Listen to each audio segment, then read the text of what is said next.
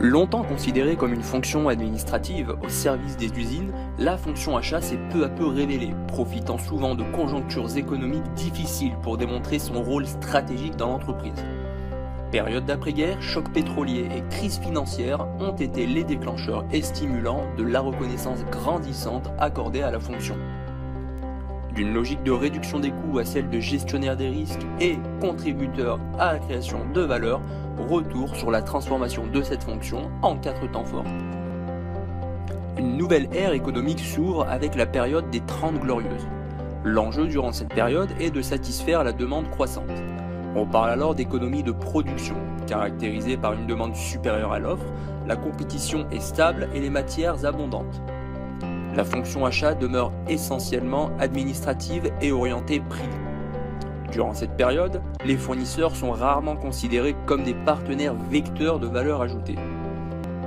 Les années 70, affectées par le premier choc pétrolier, marquent l'entrée dans une croissance ralentie, une inflation des prix et des taux d'intérêt élevés.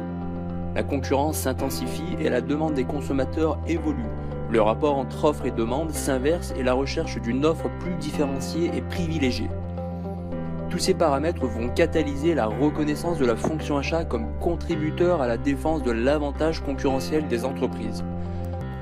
Suite à la crise des années 70, les entreprises se recentrent sur leur cœur de métier durant la décennie 80 afin d'améliorer leur efficience et leur rentabilité. L'externalisation, outil de ce revirement stratégique, a pour conséquence de faire doubler la part des achats des entreprises industrielles. Sur cette période, les entreprises comprennent que développer des compétences dans le management de la relation fournisseur permet d'obtenir un avantage concurrentiel distinctif. Les partenariats avec un nombre limité de fournisseurs clés se développent. Les entreprises ainsi recentrées deviennent le pivot d'un ensemble d'acteurs formant ce qui est appelé l'entreprise étendue, plaçant l'acheteur comme manager des ressources externes.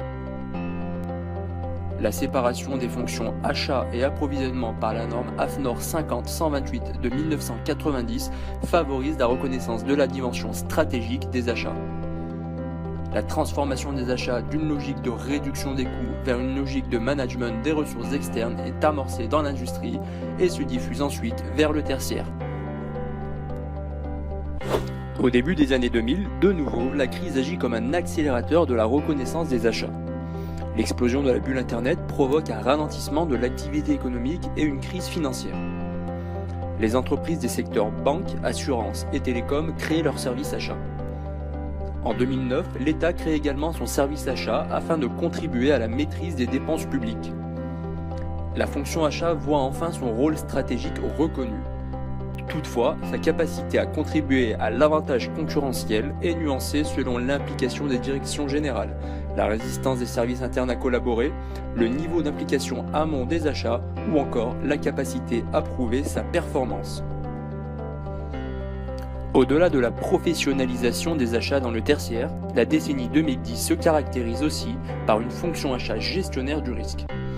En 2009, dans une étude réalisée auprès de 220 entreprises internationales, la gestion des risques est citée parmi leurs 3 premières priorités. Dans cet environnement économique, technologique, politique, écologique et social de plus en plus complexe et incertain, la fonction achat joue plus que jamais un rôle primordial dans la défense de la compétitivité de l'entreprise. Sa dimension stratégique a constamment évolué vers de nouveaux rôles. Originellement orientée réduction des coûts, elle s'est positionnée en tant que risk manager et s'est enfin professionnalisée afin de contribuer à l'apport d'innovation et de propositions de valeur pour l'entreprise.